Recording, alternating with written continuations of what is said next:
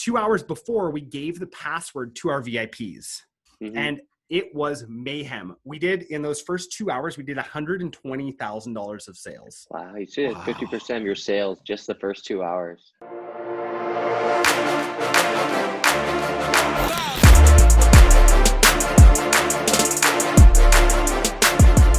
Welcome to Seven Figure Entrepreneur Podcast, the number one podcast bringing you behind the scenes with real online earners. No fake gurus here. And today we have another Canadian boy in the mix, Jordan West. Yeah, excited to have you here, man. Thank you. Yeah, thanks so much for having me, man. Like, yeah, no problem. Nice to talk to other Canadians, who really get each other, and like, we're we're a good breed, I think, a really good breed. Yes, slowly taking over too. Yeah, the politest breed, no doubt. Yeah. So, kind of let's get into it and kind of tell everyone what you do. Yeah. Sounds good. Thanks again for having me so much. I've got a couple different things I do. So number one, my wife and I own and run a mid-7-figure clothing company based out of Abbotsford, BC. We make everything in Abbotsford, which comes with a lot of challenges, but it's kind of part of our core values. So we've continued to scale, probably not as fast as we could have if we would have made stuff overseas.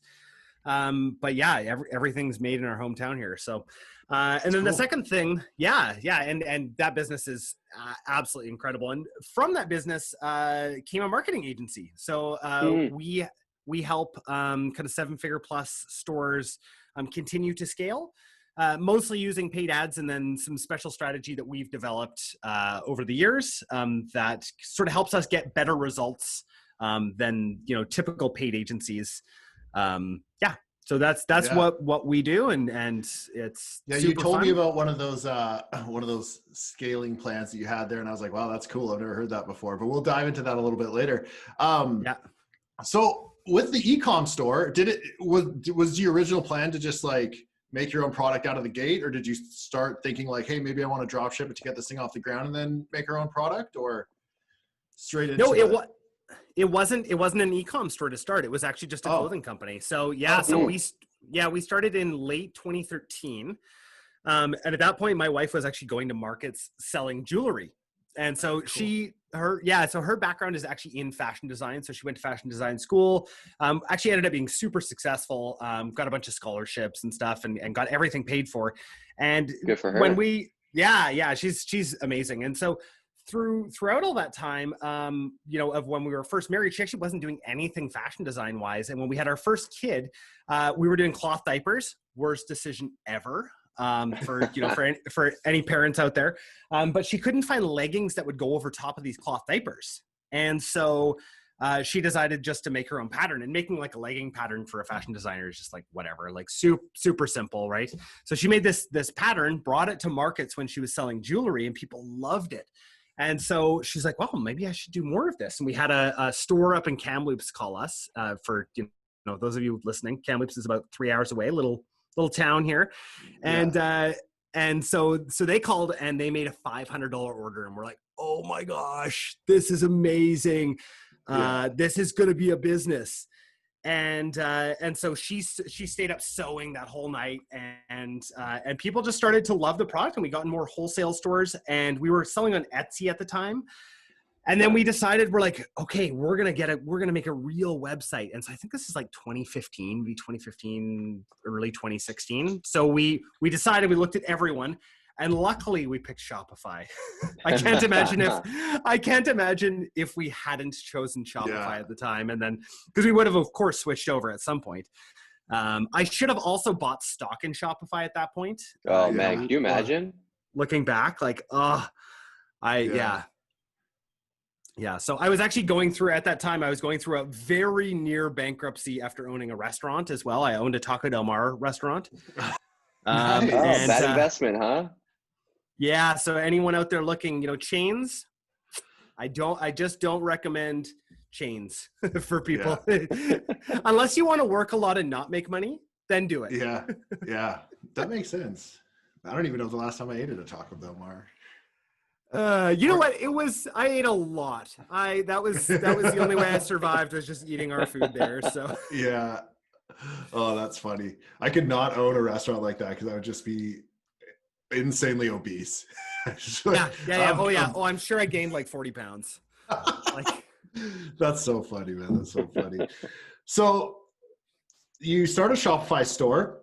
And then at that point, was it just mostly local people buying? Because I'm assuming that you had somewhat of a local following, or at that time, did you also have some social media following, or how did you get the sales to the store? Yeah, totally. So it was just all organic at that point, and we were selling like I think the first year we did like about the store that came from Kamloops. That wasn't you guys going out there at all. It just came to you. Yeah, it just came to us. So we started, in Instagram page, when every time that you'd post on Instagram, you get like hundreds and hundreds of likes, and there was just so much engagement on there. And so we started this. Yeah, it was incredible, right? There's so many of the brands that I'm surrounded by now that had grown up on that. And actually now it's funny because they don't realize that they actually need to advertise now, right? Like, like those days are over. that insane organic reach. So at that time, we slowly built our page up, a couple thousand followers, and people really started to like it. And we rebranded to what we are now, which is Little and Lively. And we just slowly started making sales the best that we could. We had a bunch of sewers, like home sewers in the Fraser Valley. And at one point I asked my wife, like, hey, can I try running Facebook ads? Like I'd seen a little bit about it. So like I had no clue what I was doing. Absolutely no clue.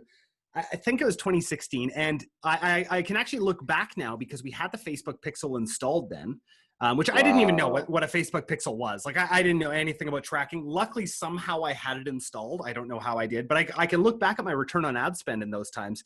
And I was getting like a 90. So like $1 in, $90 out. And I was running ads on Facebook for anybody who knows anything about the platform.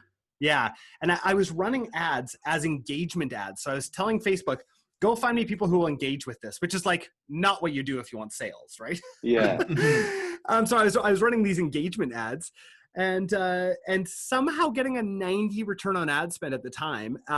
And all I was doing was taking posts and essentially just boosting them. That's all that I was doing at the time.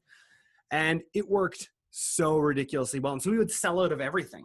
Because you imagine you're like, you think you're an ecom god if all you're doing is boosting posts on Facebook every day. That's unreal, man. Yeah. And that's all that it was, right? Like we were running them through Ads Manager, and I was trying to figure all this stuff out. And so my next step is I went to, I started searching, like how to learn digital marketing, basically. And I came upon digital marketers. So Ryan Dice and Roland Fraser and all those guys, which was life-changing.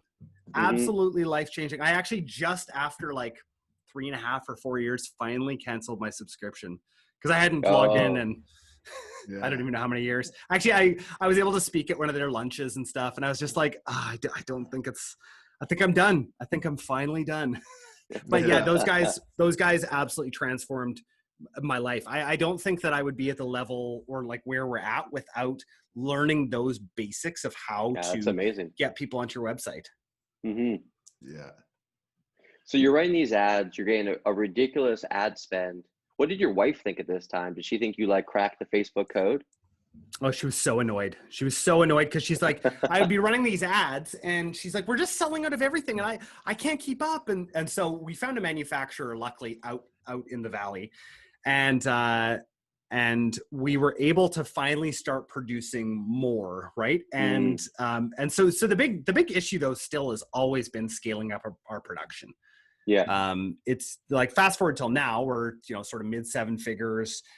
Which is like, if you think about how many pieces that is to produce a year, like it's in the hundreds of thousands of stuff to produce. And we're producing it all here locally. So it's a lot of work. Do you have to like pre-buy everything, store it, do that full show, or do you guys get to do like some sort of on-demand kind of system? It's a little bit of both. So we'll do like a big order at the beginning of the season. But luckily we can do sort of some top-ups throughout the season, depending on what's selling well and what sizes are selling well. Yeah. So it generally follows like a rule, right? Like, especially on the kids side, sizes 3, 4, and 5, 6 generally sell the best, but some years they don't. So it's very hard to know. Yeah. And then the women's clothing is a little bit easier. because people generally don't change sizes too much. Besides during COVID, you know, people are sizing up just a little bit. Yeah. Fair enough. Yeah. I actually heard that clothing was super difficult just because sizing was so hard, and that, you know, someone buys, you know, a medium, but they're actually a large, and just the returns was a nightmare. Have you guys found that, or what have you seen? Yeah, good question. Actually, I just did a webinar with Practical E-commerce all about returns and how we mitigate them. So our return rate is actually only 2%. Wow. Which is super, super low for what we are. So what we do is we stole this actually from another local brand. We do a visual size guide. So we get people in all of the different sizes with every single product to show them what it looks like on each different body type. And I think interesting. I think that really, really helps. As well, you know, our clothing is a little bit more like, I'm wearing one of our shirts right now. It's a little bit more stretchy, so you can kind of get away with different sizing. We're not doing really fitted kind of stuff. You know, our main demographic are moms, right? And they want clothing that's a little bit bigger, you know, isn't going to show the parts that they're maybe like, I don't know, not as happy about. So interesting. That's cool, man. That's very cool. Yeah, go for it. I think we're thinking the same thing. So you got the ecom store, you guys are motoring along, you're building that up. If you don't mind me asking, how big is your team now?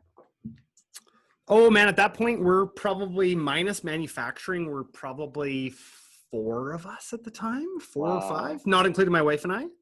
What about now? Now we're 12 plus us. Nice. So we still keep it really, really lean. I think that's been a huge part of, I mean, even like comparatively to, you know, when I was running the restaurant and the marketing agency, our labor percentage is really, really low. That's great. I think maybe 10% we run labor. So it works out really well. That's one thing we've always preached online businesses. You can get so much capacity because there's so many tools, so many systems, that you can get so much out of like the same team. Like if one guy's sending 50,000 emails a day, next he's going to send 250,000 emails a day. You don't need 5 more people. You can use that same guy. So it's great in that aspect. Question I had for you, when did you guys transition for the ecom store to doing an agency? And what kind of motivated that transition? Or I guess not even transition, more the addition. Yeah, I mean, it kind of came by accident, right? Like people were seeing our growth and seeing that, you know, we were becoming a legitimate clothing company around here. And they would just reach out and ask my wife, like, hey, who's doing your marketing? And then they would come to me and I would just go and like, be like so pumped that somebody was asking. And I would just go do like free consulting. I had no idea. I'm like, yeah, sure. I'll show you how to do it. Like, yeah, totally. I love this stuff. And so from there, I'd go and show them exactly what to do and exactly how to run, you know, an e-commerce funnel and the emails and all that sort of stuff, and the ads, and then nobody would do it. And so then they'd be like, well, can you just do it for us? Like, yeah, sure, I can take you on. It'll be $500 a month. How about? And so it's just hilarious because now after lots of years, all of those clients are now, you know, those $500 a month clients are now gone. But that's how it started, and we did everything under the sun, right? I would just like it started, the reason why I ended up moving in the marketing agency side was that my wife and I working together wasn't working from like who's in charge perspective, right? I'm really good on the marketing side, terrible at operations, and she's awesome at operations. And so it was just a really natural fit, and we started the agency out of the same building. I brought in a business partner, Sean, and you know, we had the agency right in our clothing company, and that was super fun for a time. Now we've grown to, there's, including, you know, everyone, there's 13 of us. Nice. And before we were taking on anybody who would ask, we're like, yeah, we can do it. Oh, you need a website? Sure, we can do a website. Like, and then we just like, you know, Google like how to do it and figure it out. It was about 1.5 years ago that we decided that we were going to really focus on e-commerce, because of course that's what I was specialized in. I don't know why we didn't think of it before. People would tell us like, why don't you just work with stores? And I had this weird thing in my head that I'm like, oh, I don't want to be like another e-commerce guru. And I'm like, well, but I actually do know what I'm doing in the space. And I've got the proof to back it up. And so, yeah, let's just work with e-com stores. Doesn't that make so much more sense?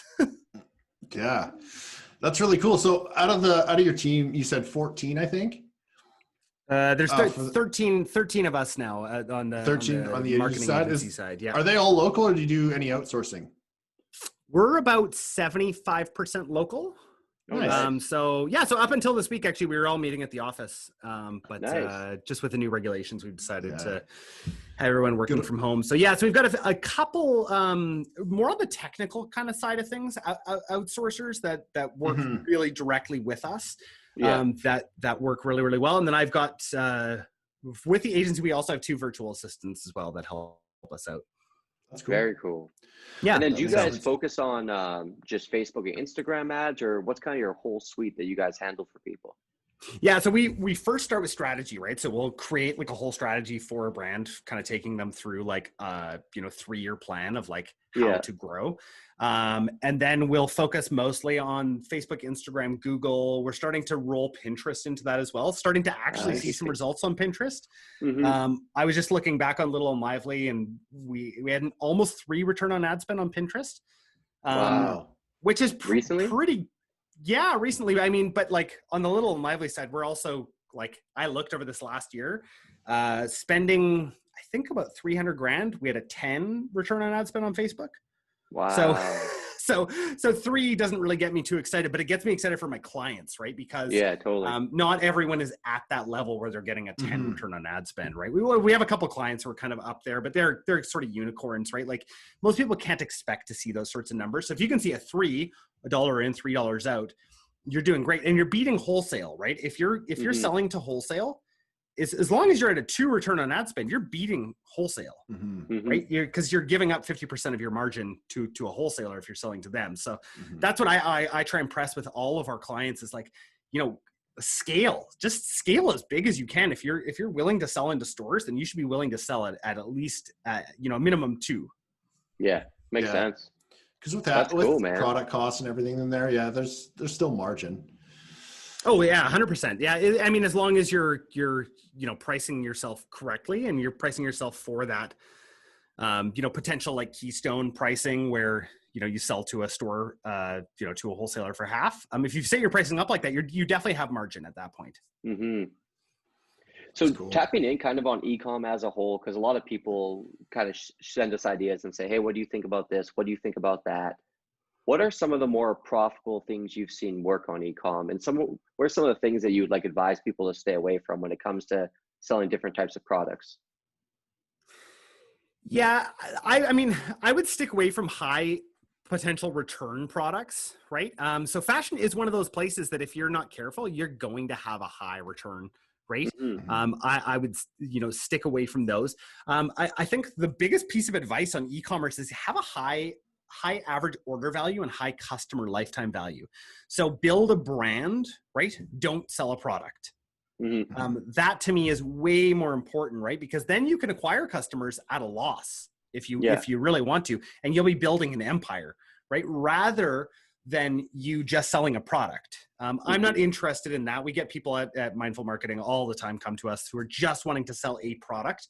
To me, that's not a long-term play. That's not an asset that you're necessarily going to be able to sell for the same kind of multiple as building a brand.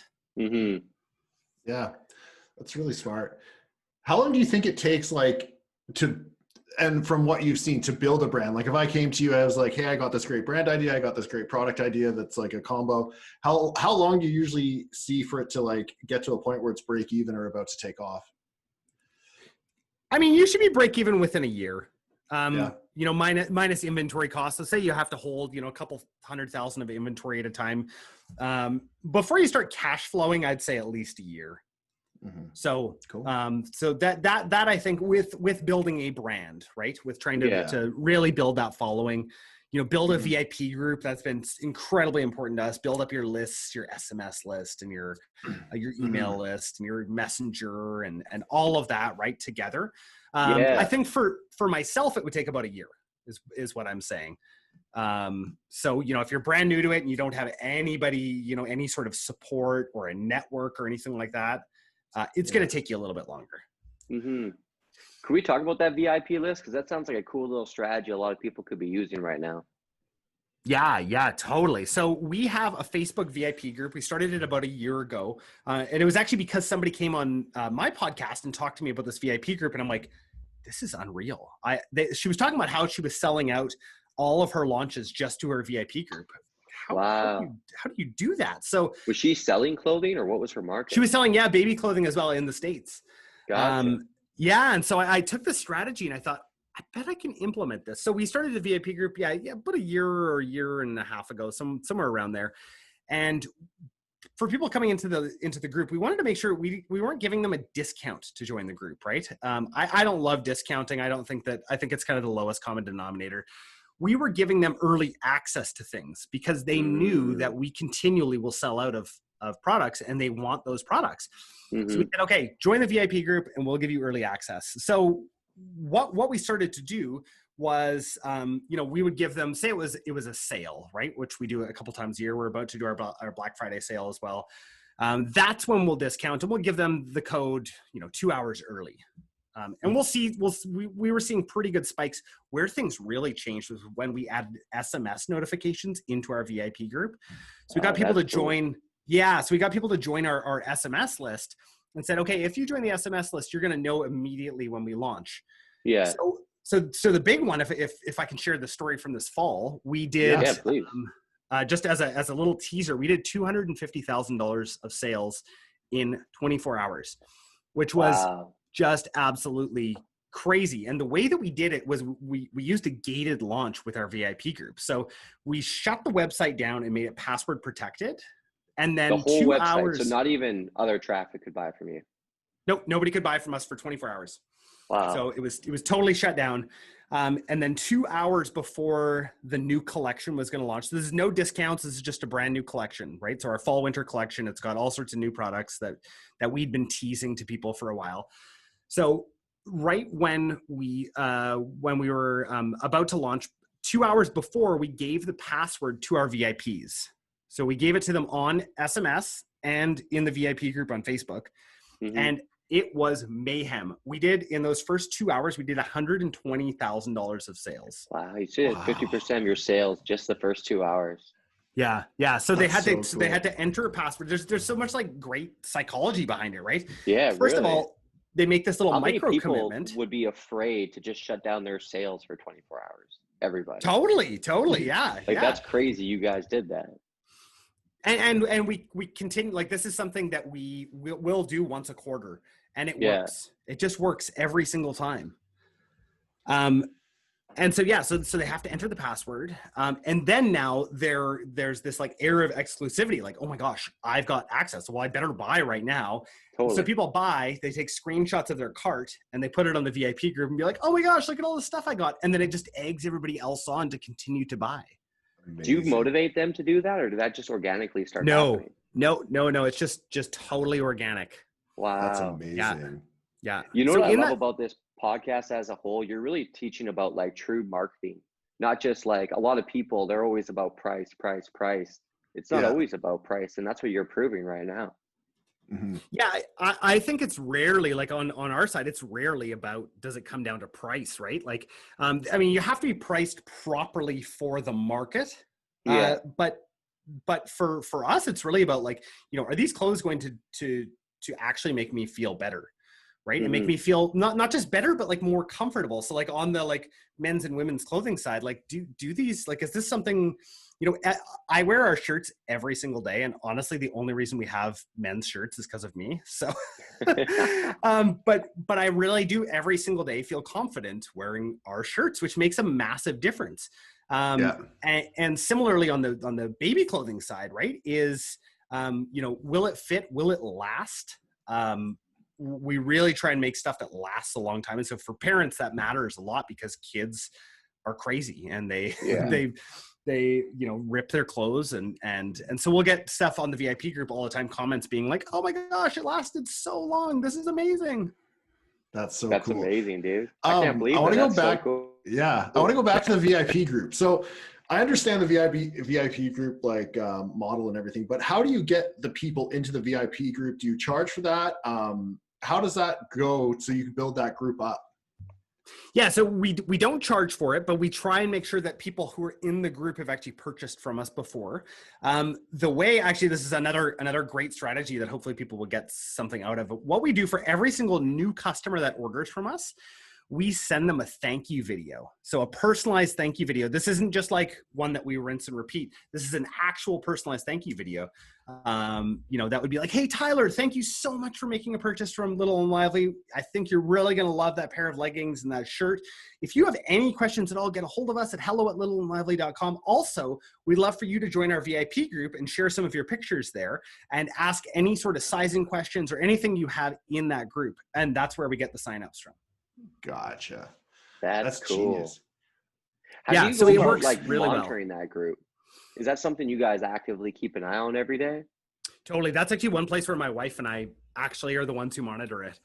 Because really? we think Amazing. I really think that those are our customers who are doing the marketing for us to other people, right? And so we want to make sure that that group is really safe in there. And it's interesting though, we don't really have to monitor it that much because people do the monitoring for us. If somebody puts like a promotional post in there, they flag it. We don't ever have to flag anything. I'll go and look and be like, oh, somebody flagged this potentially promotional post in the group. And like, it's really amazing once you create this community. You got like the vibe. best customers ever, man. Yeah, they are. They're really incredible customers, and I truly believe that's why like we're kind of on the hunt for some new brands right now in that same space, because we want to sell to that same customer, right? Those moms are really an amazing customer for us, and especially like starting with that baby stage.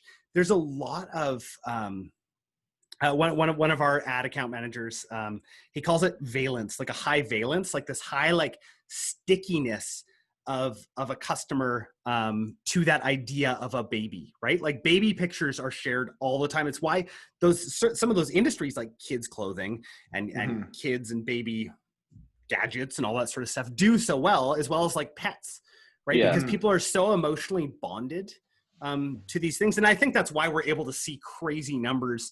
I don't tell our clients ever that, Little and Lively, we're getting a 10 return on ad spend, because it's not realistic for other industries that don't have that same sort of stickiness.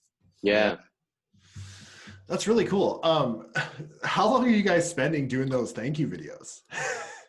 So I've got a whole process. We don't, our employees don't do that. So we actually have a full-time virtual assistant who sends those videos out. Cool. And that's her only job.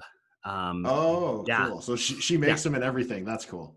Yeah. So for anyone out there who's thinking of like, oh, I should send these videos, we use Bonjoro. Okay. So they've got an integration straight in with Shopify, and cool. and so it just creates these tasks for her. And so, at the end of the day, she'll have like 100 videos to do, and it works really, really well for us. We tried it with our employees in-house and they were not into it. I'm sorry, I'm just writing this down because I feel like that's a really good tip.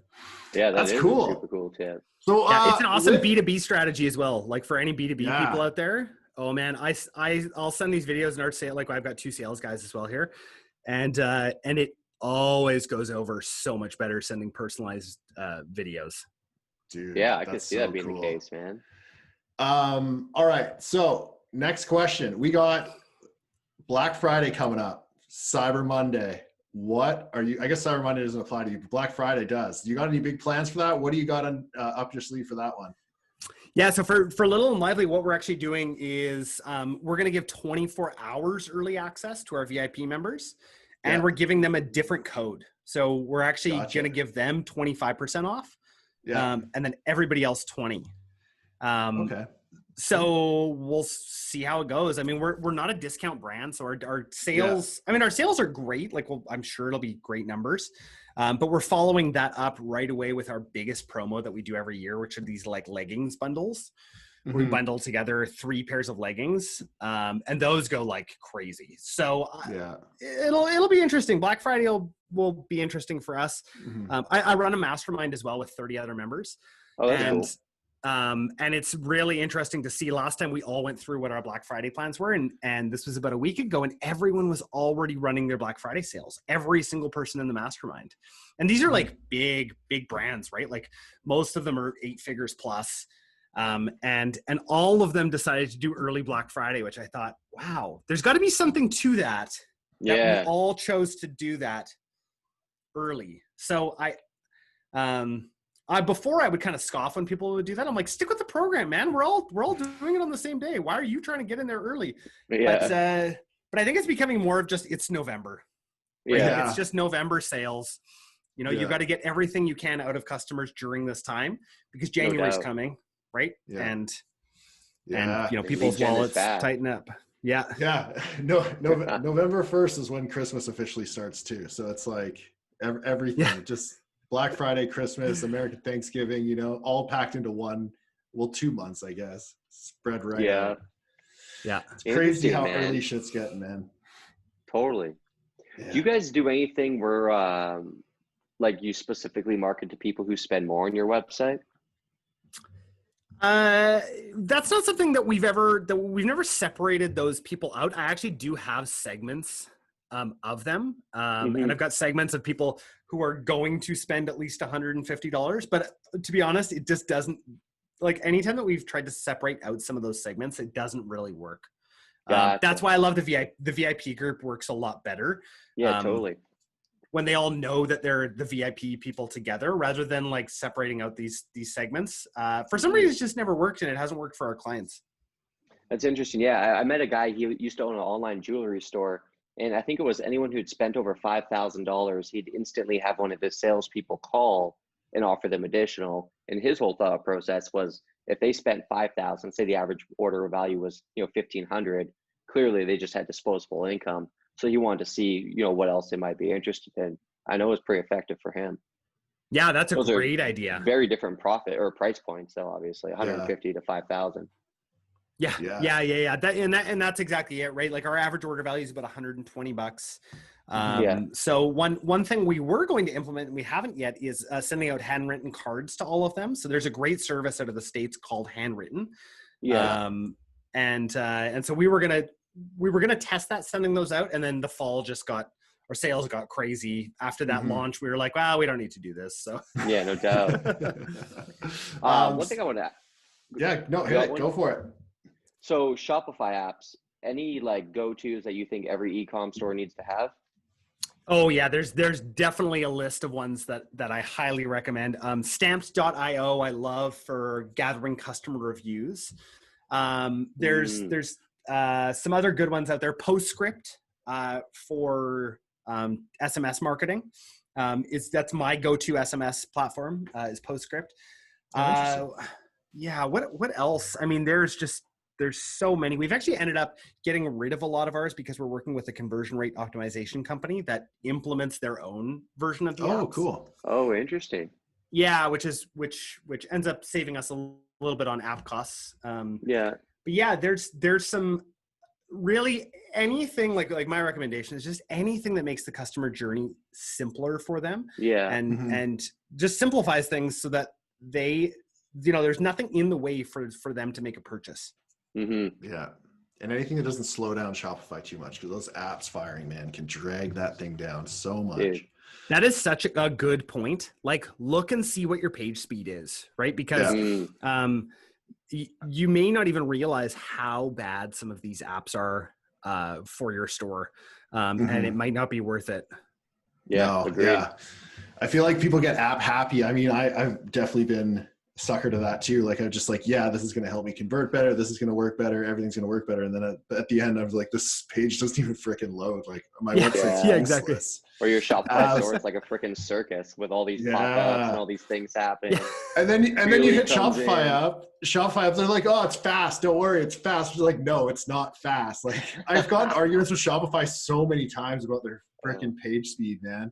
I remember on Shopify too. Wasn't everyone like on one server or something? So if like one person had blow up sales, everyone else goes down. Like There's a I'm huge sure. Yeah, factor. back in the day. Yeah. Yeah, like I was at Shopify headquarters and I met a team that was working on like big drops for like Kylie Jenner and stuff like that. Like they had a whole other platform just for celebrities because of how much load it would put on their servers. Yeah. Yeah, totally. I think that's where Shopify Plus came from originally, right? Was just having that like upgraded sort of version, which is hilarious because, for us regular folk on regular Shopify, I mean, like I don't see any point where I'm going to go to Shopify Plus. I can run sales, tell me other brands that are doing 250K in a day that are they're probably all on Shopify Plus, but we don't need to be on there. Yeah. I mean, it's great. I'm a Shopify affiliate, so go ahead and sign up on my link to Shopify Plus. But we still get like we used to do a lot of ecom stuff a while ago, and we still get like random fucking like affiliate checks from them or random affiliate deposits from them. Like, wow, people are still using our link. Nice, funny, man. Yeah, so funny. So let's talk about retargeting a little bit because I'm sure you have that dialed in. And I'd like to kind of hear what you do for that on both like the email side and the Facebook advertising side, or any advertising side, to be honest. Totally. So my thought around retargeting is high frequency. So you got to show ads as many times as possible to people. I don't think that there's a frequency that's too high. I really don't. I'd say in those 14 days, just hit people with as many ads as possible. So what we do at our agency is we separate people out into 4 different levels. So we have our cold traffic, we have our engagement traffic, people who have engaged on Facebook, Instagram, or watched a video. Then we've got our people who have viewed content, so actually gone to a product page. Then we've got add to cart, and then we've got people who have purchased. So those are the 4 levels that we use. Sorry, is that 4 or 5? Sorry, that was 5. I put levels 2 and 3 together. So I'm just thinking of the way that our everything's set up in our ad accounts. I'm still working on counting, so it could have been me. Yeah, exactly. Yeah. No, sorry. So we combine a couple of those levels together, and depending on how big your store is too, like I might combine your engagement audiences with your cold audiences, or like it just really depends. But those engagement audiences I love because I'll hit them with super high frequency to get them down into viewing content, which will then move them into adding to cart. And so throughout that whole process, I'll see frequencies. And so if anyone doesn't know what frequency is, it's the amount of ads that somebody's exposed to, or the average amount. But I like frequencies as high as like 30 on our retargeting. Wow. And that's across. So, and for retargeting, that's where I just love spending the money on retargeting. So I'll retarget on Snapchat, on Pinterest, if I could ever get access to TikTok, I'd do TikTok. I applied too, man. Haven't heard shit. I think they hate Canada. I've applied 10 times, and I'm like, come on, guys, we're an agency. Just let us in. Yeah. And then obviously Facebook, Instagram, YouTube, Display Network, Gmail, everywhere will retarget people.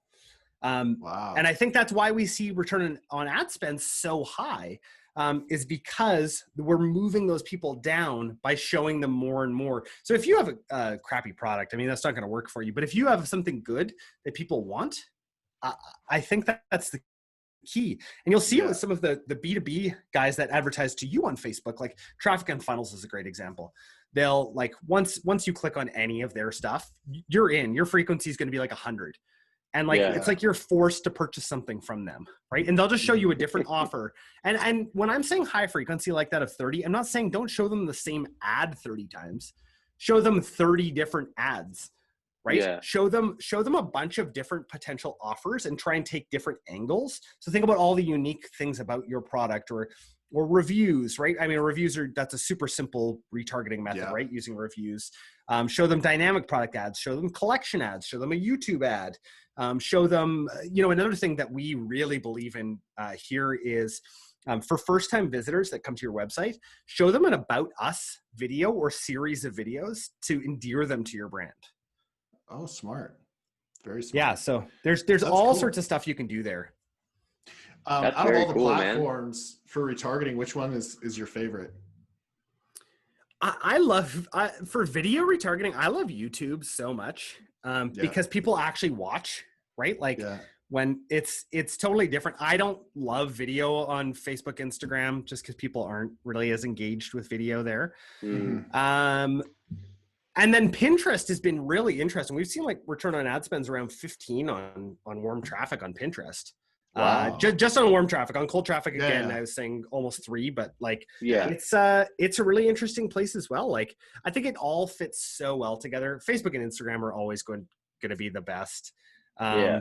But it really depends how you measure attribution as well. So I do love that YouTube retargeting that you don't get charged for unless the customer clicks. Like that's killer. Or 30 seconds, right? Or unless they watch 30 seconds, you're like, I'm getting all of these free impressions. And then views are like 2 cents.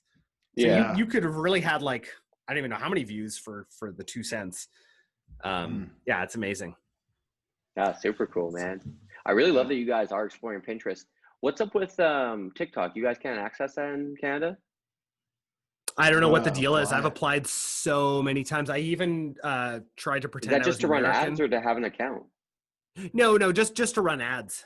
Oh, gotcha. Yeah. Interesting. I didn't even know that was a thing. Like I knew you could run ads on TikTok, but I didn't know that there was any limitations. I didn't either. I didn't know either. Yeah, until I applied, nothing came back. Yeah, and people in our mastermind right now are talking about these results they're getting on TikTok ads. And like a super cool strategy one of them was using is they're whitelisting influencers that they've worked with. So they're able to use the influencer's profile on TikTok to market to their whoever they want to market to, which we do on Facebook, and it's just an amazing strategy. But you can do it really easily on TikTok. So it's just, again, another strategy that I'd love to get into. Yeah, man, I'd love to try some lead gen on there. Yeah, it shows you how like you can also reuse a lot of that content from influencers. A lot of people, they'll do a promo, maybe it works, maybe it doesn't, that's it. But like what you're talking about is a way to really take it to the next level. Like use the content that you used them for initially and run those with ads. Exactly. So if they're getting good engagement on that content, right? Normally that content's dead. It's gone, right? You paid for it once using the influencer and it's gone. But if you can somehow get them to agree, for you to put money behind that, which is great for everyone, right? It's a total win-win for the influencer as well. Yeah, no, absolutely. What's your experience overall been with influencers? Have you tested them much with your main store? Yeah, I mean, influencers are great. We don't pay a single influencer. We only send out free products. So we use a service called Caro, which is completely free. And it will identify who of your purchasers are influencers. So we have, so it's super cool. That? So Carro. Caro. Interesting. Yeah. And they also have a whitelisting beta right now on Facebook, Instagram. So to try to get those influencers profiles to run traffic from. Gotcha.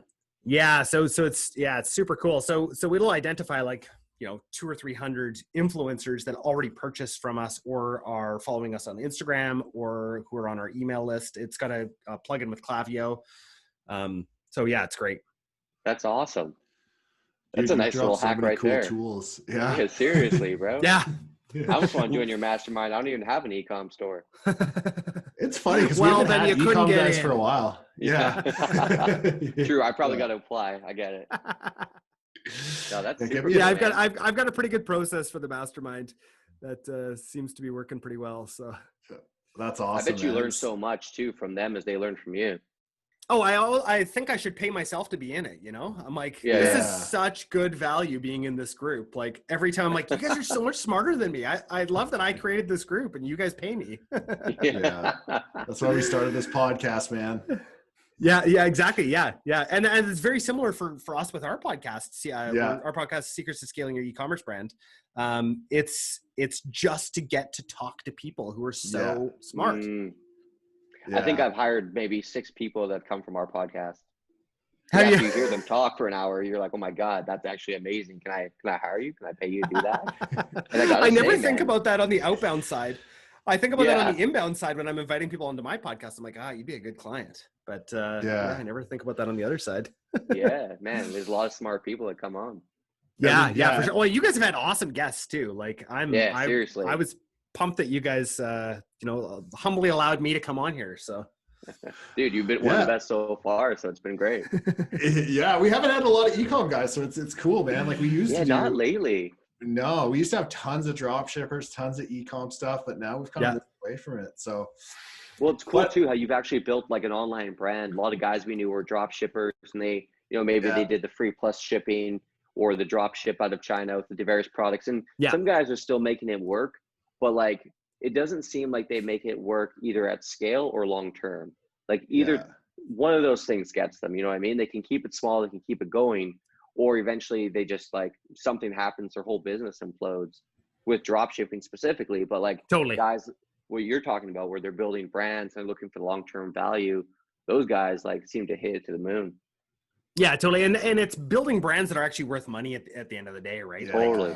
Like, getting valuations. Like like I was saying before, we're in the midst of looking into brands to purchase right now. And so I know what these brands are worth. Yeah.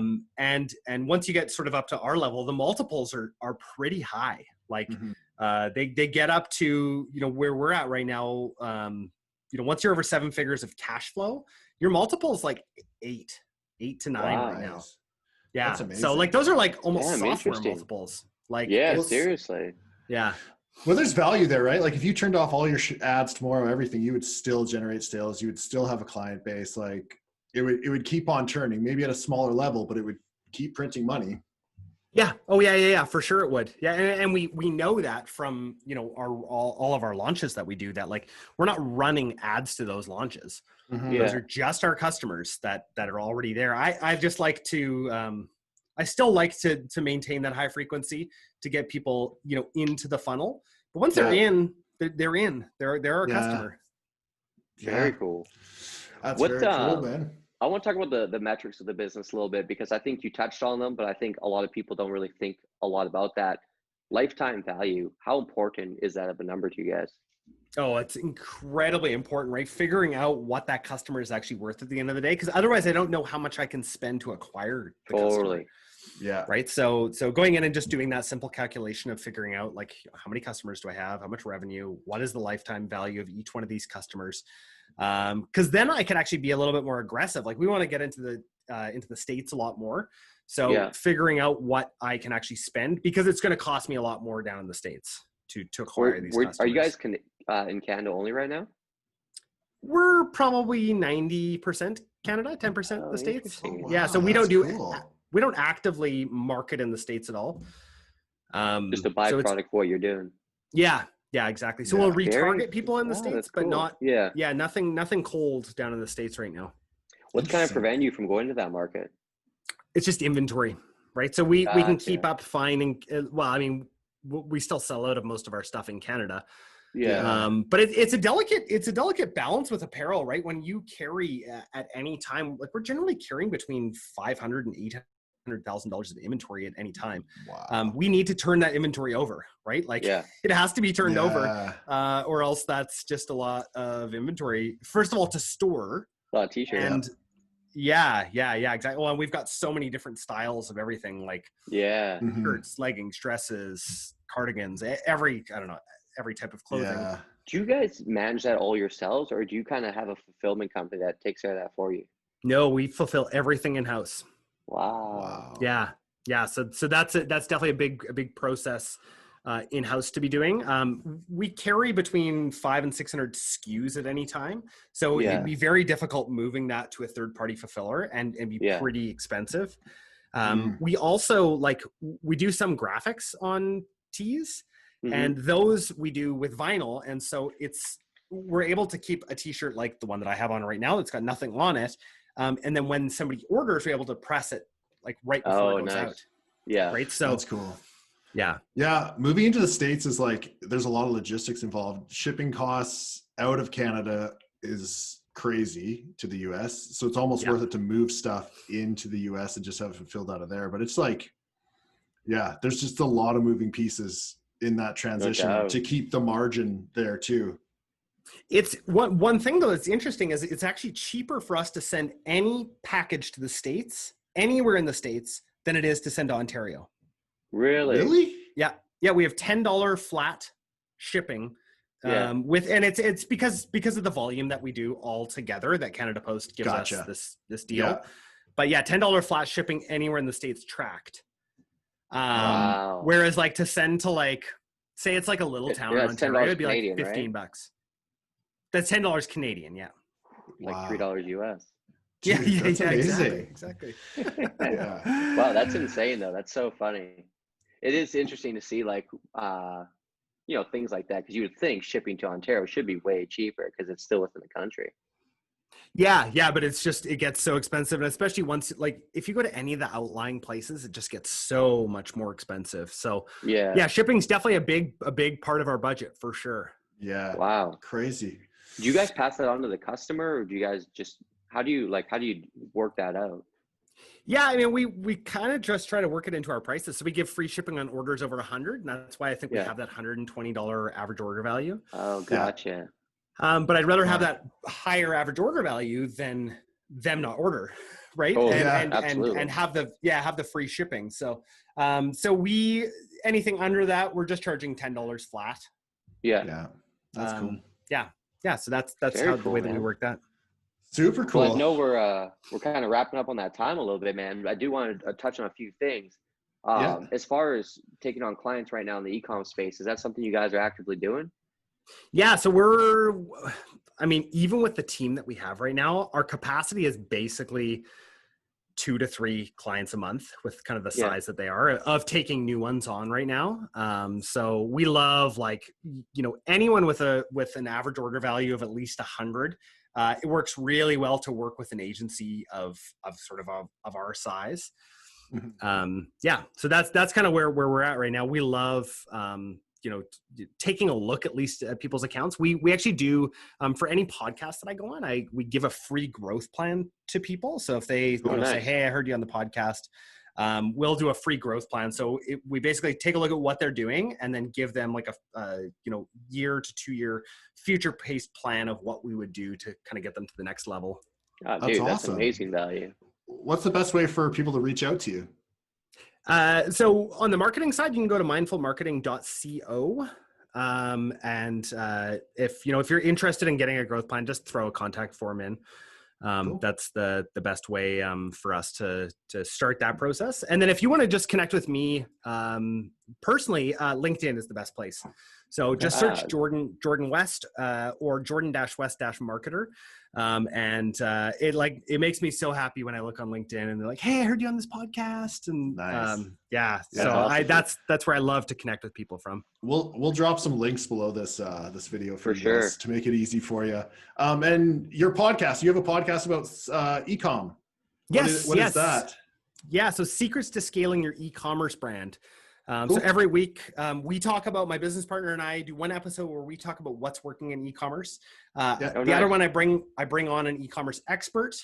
So in a different field, like say like a CFO for e-commerce companies. And then the third, I actually talk to a founder who scaled their company generally, that mid 7-figure to 8-figure level. We've had some really cool guests on lately. We had like the CMO of Movement Watches. That was super cool. Oh, nice. Had some really great people on. So secrets to scaling your e-commerce brand. If you got time, throw it into the mix if you're an e-com person. Yeah, cool. No doubt. Your podcast schedule is your podcast schedule is making ours look like D-list over here. We're like once a week, maybe. Yeah. Well, I mean, it's our main lead generation tool, right? Like Smart. that's why we do it, right? It's there's so many different levels to podcasting for us that we just we love. We get messages sometimes. They're like, "Are you guys still doing the podcast? Like, what are you jumping into episodes?" Yeah. It's been months go by. It's like we just kind of do this. We don't necessarily have a full plan, but it's so cool talking to other people. We also want to try to filter out the space a little bit. We saw a lot of people just doing some shit that worked from 3-4 years ago, or maybe they made money one time and lost it all. But now they're a guru selling their hack from back then. And then so many people too would come to us be like, hey man, how do you make money online? I'm like, it fucking depends, man. Like there's hundreds of ways. And so we like to just showcase, man, here's all the things you can do. It's not a lack of opportunity or options, lack of making a choice and keeping focus. Yeah. So all right. Last thing, mastermind. Yes. Yes.